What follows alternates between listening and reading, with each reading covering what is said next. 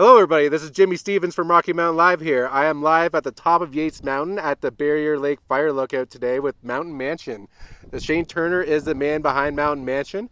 Mountain Mansion, the project is all about the fire lookout job that he does up here at this tower.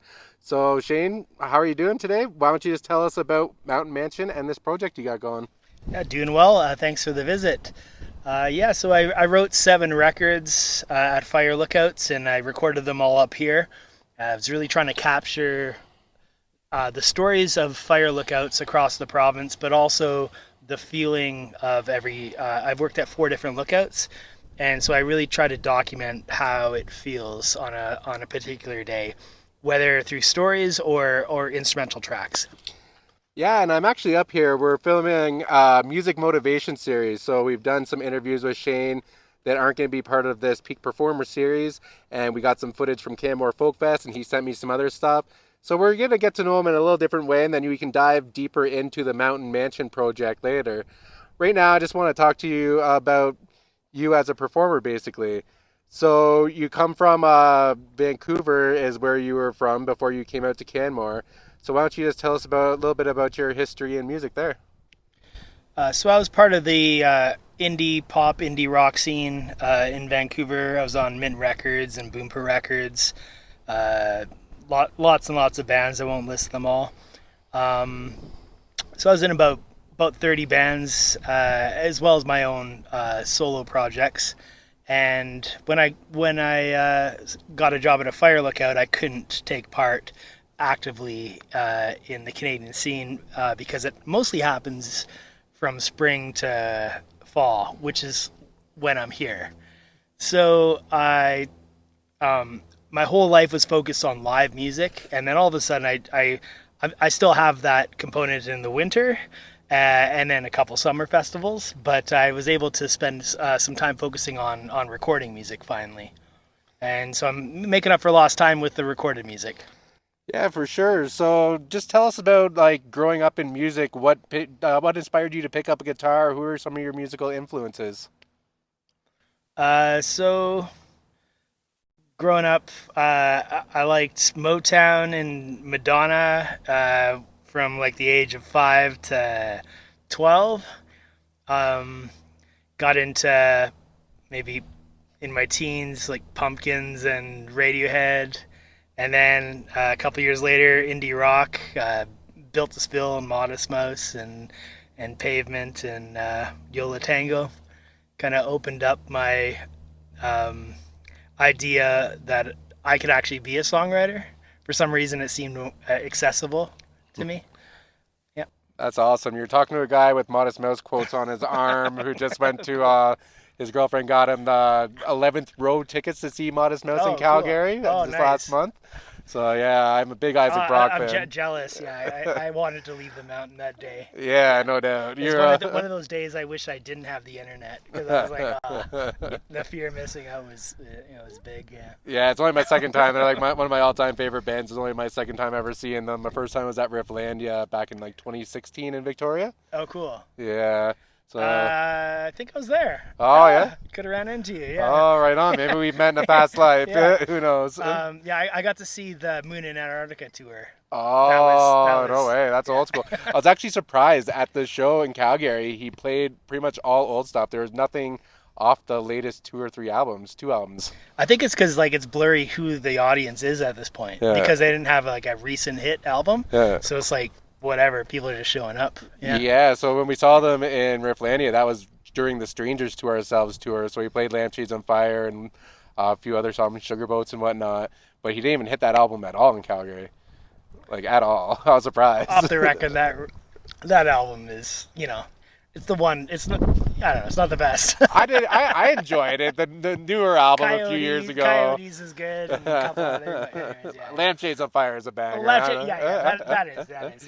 They Yeah. probably still play it. Yeah. Right on. So yeah, let's what we asked this to everybody in Rocky Mountain Live. We got a little off track there, so I just trying to remember what I was going with next. I asked everybody this I interview, what do you love most about performing live music? I love that no matter how much I can rehearse a set, it doesn't matter. Once you're faced with the audience, it has a different energy. So live performing on camera was really helpful during COVID for artists, but everybody knows it will never replace being at a live show, reading the audience. So at the recent Canmore Folk Fest, I actually scrapped my entire set list once I saw the audience. I just kind of just winged it because I saw what they were kind of, what kind of songs they wanted and who they were in the audience. If I saw some faces that I know, that helps, right? So what they're responding to. I just love the unpredictability of live music. I dedicated my whole, like most of my life to live music. I used to write an entire, I would do a lot of art show sets, and I would write an entire set of music just for that show. Never played again. So like the people that were fans of Shane Turner's music, I think they came out for that. I think that's maybe what I'm most famous for. It was just a one-off. You're there, witnessed it, and never again. I don't do that anymore because that takes a lot of energy. But yeah. Oh, that's really cool. That's a great answer. So you came out to Canmore for this job. You played some gigs mostly around Banff and Canmore and Jasper. Nobody gets anywhere in the music industry with some help along the way. So is there any venues, people who have helped you out, even just people at your job who have supported your projects here that you want to shout out for helping you in your musical journey in the Rocky Mountains? Yeah, so my first few years as a fire lookout were all about the solitude. They're about uh, ideally I could get some boredom in because boredom is the best thing for creativity. Uh, I wrote a lot of songs and I didn't have the internet, didn't have any distractions. This is a totally different thing. I have the internet, I have hikers, and I have this community. So I wanted to reach out to other fire lookouts and build what is meaningful to us and try to kind of document it. So yeah, 10 years from now, a lot of us won't be working this job anymore, and we can look back on the stories that people have shared with me. And also for the Canmore community, I met most of them from them hiking up here. And a lot of the people that hiked up here, I played songs for. My first year that I was here, I was so, the one kind of wildlife I'd never experienced at a fire lookout was humans. I've had cougars, lynxes, and bears, but rarely humans. So I was so excited for humans. I wrote a "Welcome to Barrier" song, and that first year, every single hiker, maybe 2,000 hikers, got that song. It's still no one requested it, thank God, at the last show. But if they had it, I might have indulged it. Them, yeah. Um, so yeah, that's what's really special about this spot is just actually getting to take part in with the internet, which is I came to Fire Towers to take a break from it all, but it's a really beautiful thing here to reach out to the other Fire Tower community and the Canmore community. Yeah, so how was your experience with Folk Fest? Anybody you want to shout out for your gigs at Folk Fest there? I know you had a magician introduce you and whatnot. You had some people on stage you played with at your workshop. So what do you want to say about Canmore Folk Fest? Well, I'll thank Jenna for putting together an amazing collaborative festival. With it's always been true. I've been to two of the folk fests there, and from the last, sorry, I think I actually ate a bug. All right. Um, shout out to Jenna for putting together an amazing festival.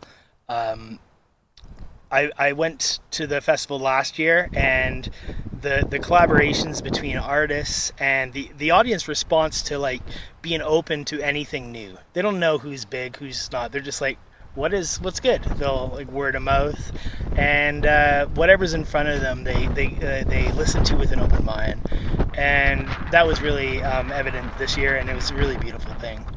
I got to do a workshop with one of my songwriting heroes, Chad Van Galen, some old friends, Jolie Ladd, previously from the Cape May, um, and that pub show was yeah, it was something else. The audience response. I think I made it more of a comedy set than my actual music I was planning to play, but Yeah, I saw most of both sets there, and that was a great little performance you put on, and a great weekend at Kmore Folk Fest. Thank you to Jenna as well, and the whole team there, Margot, Eli, and everybody. They just have a great festival going there, and we're stoked to be part of it. So, yeah, last thing, we asked everybody this as well. So, Rocky Mountain Live, you got your profile up. I didn't send you this question in advance, so hopefully you have a little answer here. Why do you think Rocky Mountain Live is an important project, just bringing the music community together and having a platform like that where you can promote your shows and your projects? I think any city needs a local place just to check out to know that um, they have it covered. You're not going to miss a show, right? Uh, I think something like Rocky Mountain Live has existed in every good thriving city since, well, before the internet. It would have been in print or zines. You need to have something that's accessible to everybody. I'm from Vancouver, which was a very snobby indie rock scene, and the reason it was perceived as that, it wasn't always. I think a lot of us were loving and open was because it was underground and it wasn't accessible to people, so they didn't know how to get in there. They didn't know how to check out those basement shows, the shows that were happening, right? Mm. So I don't miss those days. It's cool when everybody can actually find out about shows that want to. Yeah, for sure. That's exactly what we're doing. We got lots of plans for the future, so we're stoked to have you on board and as part of our music community. So, as I said, this is a little Peak Performer Series interview here. It's part of a series that we got going. We've got several interviews from Calgary Folk Fest and Canmore Folk Fest performers that we've done either on site or up on the top of a mountain, basically, or after the festival that we've kind of connected. But like I said, we're here. We got some live performances from Mountain Mansion up on the mountain. We've done more interviews, so if you're interested in learning more about the Mountain Mansion project, stay tuned for the Music Motivations documentary series that we're continuing, and that's going to be a very cool video project that we'll release in the next couple weeks here. So yeah, where can people check you out? Where can they follow you? Uh, Bandcamp, anywhere online. I'm posting a lot more videos on YouTube, so if you want to check out some videos from the site, cool lightning storms, and uh, there's going to be another 10 videos coming out this year. So, yeah, follow me on there actually. Perfect. Well, thank you for joining us for another Peak Performer Series. This is Jimmy Stevens and Shane Turner signing off. Have a great day, everybody.